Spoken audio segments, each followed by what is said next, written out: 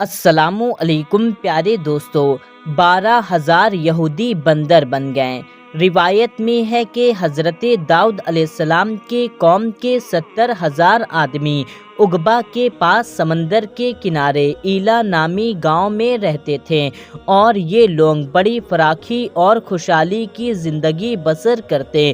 ان کا کاروبار تھا کہ یہ سمندر سے مچھلیاں پکڑا کرتے تھے۔ اللہ تعالیٰ نے ان لوگوں کو اس طرح سے امتحان لیا کہ سنیچر کے دن مچھلی کا شکار ان لوگوں پر حرام فرما دیا اور ہفتے کے باقی دنوں میں شکار حلال فرما دیا، مگر اس طرح ان لوگوں کی آزمائش میں مبتلا فرما دیا کہ سنیچر کے دن بے شمار مچھلیاں سمندر میں آیا کرتی اور دوسرے دنوں میں نہیں آتی۔ تو یہ لوگ بہت زیادہ پریشان ہو گئے کہ آخر سنیچر کے دن ہی مچھلیاں سمندر میں کیوں آتی ہیں اور باقی کے دنوں میں مچھلیاں سمندر میں کیوں نہیں آتی؟ اس طرح سے ہم مچھلیوں کا شکار کیسے کریں گے؟ اس وجہ سے یہ لوگ بہت پریشان تھے۔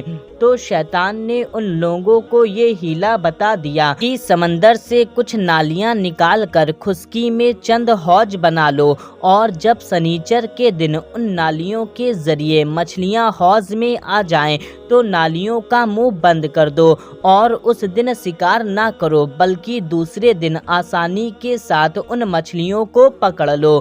ان لوگوں کو یہ شیطانی ہیلا بازی پسند آ گئی، اور ان لوگوں نے یہ نہیں سوچا کہ جب مچھلیاں نالی اور حوض میں قید ہو گئی تو یہی ان کا شکار کرنا ہو گیا۔ تو سنیچر کے دن شکار کرنا پایا گیا جو ان کے لیے حرام قرار کر دیا تھا۔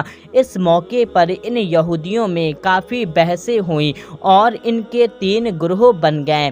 پہلا، کچھ ایسے لوگ جو شکار کے اس شیطانی ہیلے سے منع کرتے رہیں اور ناراض و بیزار ہو کر شکار سے باز رہیں۔ دوسرے، کچھ ایسے لوگ جو اس کام کو دل سے برا جان کر خاموش رہیں، دوسروں کو منع نہ کرتے تھے بلکہ منع کرنے والوں سے یہ کہا کرتے تھے کہ تم ایسی قوم کو کیوں نصیحت کرتے ہو جنہیں اللہ تعالیٰ ہلاک کرنے والا یا سخت سزا دینے والا ہے۔ تیسرے، وہ لوگ جو سرکش و نافرمان لوگ تھے جنہوں نے حکم خداوندی کی اعلانیت مخالفت کی اور شیطان کی ہیلا بازی کو مان کر سنیچر کے دن شکار کر لیا اور ان مچھلیوں کو کھایا اور بیچا۔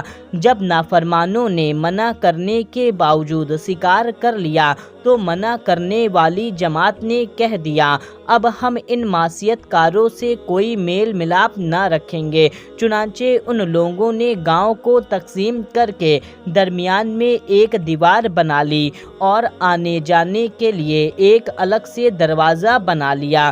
جب حضرت داؤد علیہ السلام کو یہ بات معلوم ہوئی تو داؤد علیہ السلام غضبناک ہو کر شکار کرنے والوں پر لعنت فرما دی۔ اس کا اثر ایسا ہوا کہ ایک دن خطا کاروں میں سے کوئی بھی باہر نہیں نکلا تو ان کو دیکھنے کے لیے کچھ لوگ دیوار پر چڑھ گئے تو کیا دیکھتے ہیں، وہ سب بندر کی صورت میں مخص ہو گئے۔ اب لوگ ان مجرموں کا دروازہ کھول کر اندر داخل ہوئے تو وہ بندر اپنے رشتہ داروں کو پہچانتے تھے اور ان کے پاس آ کر ان کے کپڑے کو سونگھتے اور جارو قطار روتے تھے، مگر لوگ ان بندر بن جانے والوں کو نہیں پہچانتے تھے۔ ان بندر بن جانے والوں کی تعداد 12,000 تھی۔ یہ سب 3 دن تک زندہ رہیں اور اس درمیان میں یہ کچھ بھی نہ کھا پی سکیں، بلکہ یوں ہی بھوکے پیاسے سب کے سب ہلاک ہو گئے۔ شکار سے منع کرنے والا گروہ ہلاک سے سلامت رہا، اور صحیح قول یہ ہے کہ دل سے برا جان کر خاموش رہنے والوں کو بھی اللہ تعالیٰ نے ہلاکت سے بچا لیا۔ اس واقعے کا ذکر اللہ پاک نے سورہ بقرہ میں اس طرح کیا ہے۔ ترجمہ کنز ایمان۔ اور بے شک ضرور تمہیں معلوم ہے کہ تم میں کے وہ جنہوں نے ہفتے میں سرکشی کی تو ہم نے ان سے فرمایا کہ جاؤ بندر دتکارے ہوئے۔ دوستو یہ پورا واقعہ اللہ تعالیٰ نے سورہ عارفہ میں بھی فرمایا ہے۔ معلوم ہوا کہ شیطانی ہیلہ بازیوں میں پڑھ کر اللہ تعالیٰ کے احکام کی نافرمانیوں کو انجام کتنا برا اور کس قدر خطرناک ہوتا ہے، اور خدا کے نبی جن بد نصیبوں پر لعنت فرما دیں وہ کیسے ہولناک عذاب الہی میں گرفتار ہو کر دنیا سے نیست نابود ہو کر عذاب نار میں گرفتار ہو جاتے ہیں اور دونوں جہاں میں ذلیل و خوار ہو جاتے ہیں۔ پیارے دوستو آپ اس ویڈیو کو زیادہ سے زیادہ لوگوں تک شیئر کر دیجئے، اور پسند آئی ہے یہ ویڈیو تو اس کو ایک لائک کر دیں، چینل کو سبسکرائب کر لیں۔ ملتے ہیں تب تک کے لیے اللہ حافظ۔